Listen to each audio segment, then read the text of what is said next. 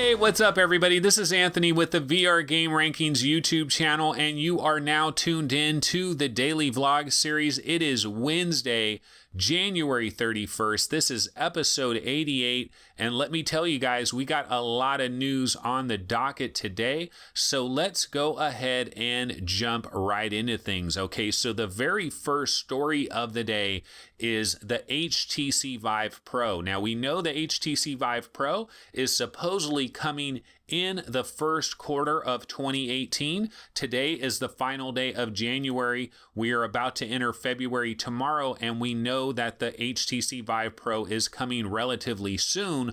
But another thing that you might want to understand is be prepared for some serious sticker shock when it comes to the price of the HTC Vive Pro. So this goes to a story that Road to VR had. Okay, so Road to VR has a story about how the HTC Vive Pro is being targeted at prosumers, okay? Prosumers, not your average, everyday, regular consumer, but a prosumer, basically professionals and consumers that are looking for near professional level kind of equipment. That's what this is targeted to, and that this will be more expensive than the standard Vive. So apparently VR AR expert Anthony Vatillo, also known as Scarred Ghost, had an interview with Vive China president Alvin Wang Graylin, and Graylin hinted at a much higher price point for the HTC Vive Pro. In fact, I do have a quote from the Road to VR article. This is Alvin Wang Graylin. Here's what he had to say on the subject. I can't give you any specifics, but I will say that in the very near future, pricing information will be released, said Graylin. I think at that point you'll have all your questions answered. Of course, as you said earlier, it is a product targeted at the prosumer or the professional user. As with any product targeted towards a professional user, it will be more expensive than the existing consumer product. So that is the information that we get out of this report. And basically what I think we can say right now is the $350 rumor that we originally heard about is absolutely bogus. That was probably just wishful thinking by somebody out there trying to kind of guesstimate where it might be. That's not going to happen. Based on these comments, it is fairly obvious that this is not being targeted at any kind of mass market consumer situation here. So I believe what's going on here is the regular HTC Vive is going to continue to be produced in large quantities because that is the primary Vive that is going to be sold to most consumers out there. And then this HTC Vive Pro is more of this higher level version, this more high-end version to try to capture this high-end prosumer market with developers and people that are working on stuff like this that need a higher end headset. Remember, we talked about the business to business possibilities. We talked about BMW and car manufacturers and stuff that were businesses that might be buying a lot of VR headsets to try to show things off to their partners and stuff and be able to show things off with a higher resolution VR headset, make things look a little bit better. So it doesn't appear that this is really being targeted to your everyday consumers. The price is going to be a lot higher. What kind of price are we talking about here? Well, I remember I was kind of wondering $499. Could that be a possibility? Well, honestly, if you realize the fact that this new HTC Vive Pro headset is going to have to include a link box and the cable that goes to the link box, and of course the power cord that goes with the link box and all of that, you figure all of that is coming with the headset as well. Sure, there's not going to be any base stations that are going to be included. There's not going to be any controllers that are going to be included, but the price could easily be $599 just for the headset. Yeah, I seriously would not be shocked after I've been hearing all of these reports we could have a situation where for the exact same price, you could pick up an entire full HTC Vive package if you go with the standard Vive, or for that exact same price, you can get the standalone HTC Vive Pro headset for $599. I wouldn't be the least bit surprised if we're looking at a price like that. I think $499.99 for just the headset is probably the lowest price you'll possibly see with this. We are being prepared right now for sticker shock, and I think there's going to be a healthy dose of sticker shock for a lot of VR gamers that were planning to immediately upgrade to the HTC Vive Pro. This might catch them a little bit off guard, and people might think, maybe I'm not going to jump into the HTC Vive Pro quite so fast. So that is the number one story of the day. Let's go ahead and bounce to story number two. Story number two is Transference. Now, you might remember this game, Transference. It is coming from SpectraVision. It is being published by Ubisoft. Now, this is that Elijah Woods product where Elijah Woods and a handful of other Hollywood luminary types got together and formed a company called SpectraVision with the idea that they were going to take advantage of this revolution in virtual reality and augmented reality that is about to take place. And so they formed this company, and they were going to start working on some interesting projects that could kind of leverage this and take advantage of this. And the first project that was coming was Transference. We don't know a ton about this game. Still, the trailer for this game shows limited information, so we don't have a lot of information on this game. But the reason this is in the news is because if you go to the Steam page for Transference, any mention of virtual reality seems to have been completely wiped off the page. So there is no mention of virtual reality anywhere on the Transference Steam page. Now, does this mean that Transference no longer supports VR? We're not sure. What this could mean is that Transference is being broadened out into a flat game and a VR game. This game was supposed to come to PlayStation VR. It was supposed to come to the HTC Vive and the Oculus Rift. You got to remember, there is a PlayStation VR trailer for Transference. This is supposed to be a VR game. So at this point in time, I am not willing to say that this is no longer a VR game and that it's turned into a flat game. In fact, I'll go out on a limb and say that if anything, I think the entire project would be canceled rather than it come out as merely a flat game. Because do you really think in the flat game market that Transference is going to stand out and be some huge selling game? I think this has to be a VR game or possibly an AR game. And I don't see the chances that VR is completely being wiped under the rug as far as this game is concerned. I think it's a more likely scenario that the entire game would be canceled rather than VR would be removed. So this one is in the rumor category. I wouldn't worry too much about it, but it definitely is something we're going to keep our eyes on, and hopefully we'll get some kind of word from either SpectraVision or Ubisoft on this. I'm sure Road to VR, Upload VR, and many other outlets are probably reaching out to these companies to try to get some type of clarification on Transference. Another story we want to go to is the very first pictures of the Oculus Go dev kits have leaked out onto the internet. I mean, it's not really a leak, but the first pictures are out there. So we now have pictures of what the Oculus Go dev kit looks like. Obviously, the dev kit is starting to find its way into the hands of developers who are going to be working on projects for the Oculus Go. And one of the interesting things about this is looking at the pictures of the Oculus Go dev kit, it almost looks like this is just a standard retail packaging that you would find at, say, Best Buy for the actual retail version of the Oculus Go. It says standalone, it says 32 gigabytes on it, it says Oculus Go, and it has a number of pictures on there kind of showing upcoming games and upcoming different programs that are going to be available for the Oculus Go.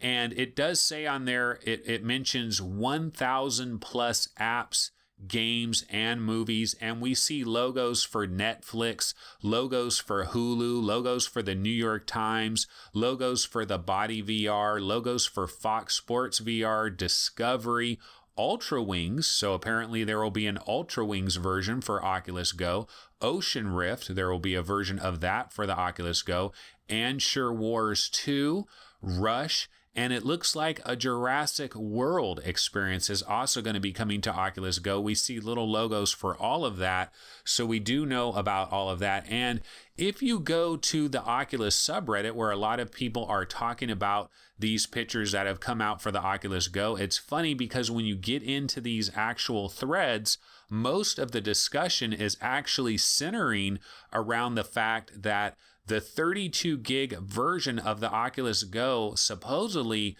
these Oculus Go headsets do not have any type of SD card slot on there anywhere to add expanded memory. You are stuck with the 32 gigs of memory. At least that's how we understand it right now. Now, there could be a possibility. I believe there is a USB plug somewhere on the Oculus Go, so there could be the possibility that you could have a USB thumbstick to provide additional storage space, but we don't have any kind of confirmation of that at all. But most people are talking about this 32 gig version, and there's kind of this sentiment out there that this 32 gig version is probably the $199 version that we hear so much about, but that maybe it's almost being positioned in such a way where you have the 32 gig version that is $199, but it's almost like Oculus and Facebook are deliberately steering you towards the 64 gig version, which could end up costing as much as $100 more. It could be $299 for the 64 gig version. So it could be one of these situations where, yeah, technically you can get this for $199, but no one's going to buy that 32 gig version. You really need the 64 gig version. That could be a possibility. There's lots of discussion going on about internal storage when it comes to the Oculus Go, but it is definitely nice to see pictures of all this, to see what looks almost like the retail packaging. So Oculus Go should be arriving relatively soon. Remember, we heard this is a first half 2018 product, and it is exciting in terms of how this could broaden the reach of VR in general. So we're definitely looking forward to that. That is the Oculus Go Dev Kit. And then today, just before taping the show, Kin is on the Oculus Store. So do you guys remember Kin? This is a platformer, Kin. It is a platformer that is coming from House of Secrets, which you might remember. This is the developer Arjen van Merten. He is the guy from the Netherlands that made that music video Surge VR, one of the best non-game experiences that you could possibly try. It is absolutely free. I highly recommend everybody out there go ahead and try Surge VR. It was created by House of Secrets. House of Secrets has made some other VR productions as well, but as far as I'm aware, this is their first fully featured game, and it is available today. This is a platformer. It is very colorful. It has an interesting look, an interesting style. It is available on the Oculus Store today for $15. I'm one of these people that believe that let's not throw the baby out with the bathwater when it comes to third-person VR experiences. I've played Chronos. I've played Edge of Nowhere. I've played Bound on PlayStation VR. I've played Robots Rescue on PlayStation VR, and I'm absolutely convinced that third-person VR gaming definitely has its place in the overall VR market. And lots of people are like, oh, that's third person, I don't want to play it. Well, if that's your attitude, you're just missing out on a lot of great stuff. I mean, just consider Lucky's Tale. How good of a game is Lucky's Tale? How bright and colorful and magical is a game like Lucky's Tale? Lucky's Tale, of course, has been available since the very launch of the Oculus Rift, and we really haven't had another very specific platformer that has hit the Oculus Oculus Rift, but Kin is available today. So it's very interesting to see how this game will shake out and how the first reviews will hit from Kin. It is available for $15. So if you're interested, go ahead and pick that game up. Let us know what you think about it in the YouTube comments. Couple more quick little stories before we bounce out of here is the Persistence for PlayStation VR has been dated. This is coming on July 24th.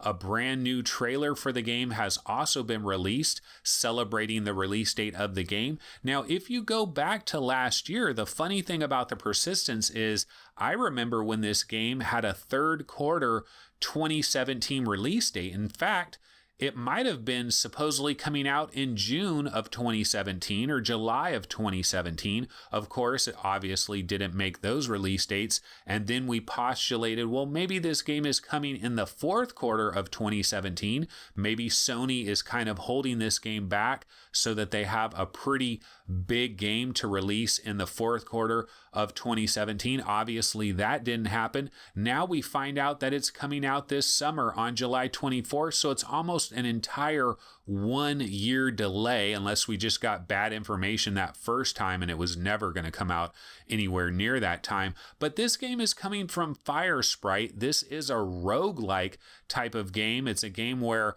you will die and then you have to start over and you're like a completely different person. It's this roguelike gameplay. We've tried the demo of this. I think the graphics are very good. I think it's very atmospheric. It looks very interesting. So this could be an interesting game to check out later this summer. You can actually pre-order this game right now. And if you're a PlayStation Plus member, you get a 10% discount. Now, I was looking for the pre-order price for this game. I can't find any USA-based pricing, but in Europe, this game is going for £25. That's the normal price for the game. But if you pre-order it, if you're a PlayStation Plus member, you can pre-order this for £22.49. We don't have any US pricing yet, but that could possibly shake out to a $29.99 US price, maybe a $34.99 US price, or possibly $39.99 for the US price. Somewhere around there is probably what we're looking at for the Persistence. This does look to be an exciting summer release for the PlayStation VR, so that's definitely good news for PSVR owners, especially in the doldrums of summer, to have a big game like this. Now, speaking of other PlayStation VR games that people have been waiting for, what about Abduction? Now, Abduction is available on PlayStation 4, but that is the flat version. We've heard for the longest time that a PSVR version of Abduction is coming as well, but a lot of people have wondered, it's been so long, has it been canceled? Are we ever going to get a PSVR version of Abduction? Well, Cyan Incorporated has recently updated and let their fans know that the game is still on the way. The PlayStation VR game, the PlayStation VR version of the game is alive and well.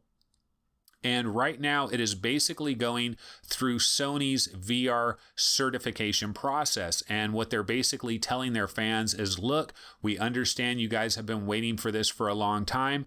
We want to let you guys know this is going through the VR certification process. We don't know how long this process is going to take. Hopefully not very long, but you know, we're at the mercy of Sony basically when it comes to this. And assuming that it makes it through the certification process, then the game will arrive shortly thereafter for PlayStation VR owners. So a lot of people are excited about the PSVR version of Abduction. The game has reviewed quite well on both the HTC Vive and the Oculus Rift, and so we're definitely looking forward to see how the PlayStation VR version of the game will fare. Okay, so that's pretty much going to wrap it up for episode 88 of the show. Of course, today is Wednesday, January 31st, and I will see everybody on tomorrow's episode on Thursday. See everybody tomorrow. Take it easy. Later.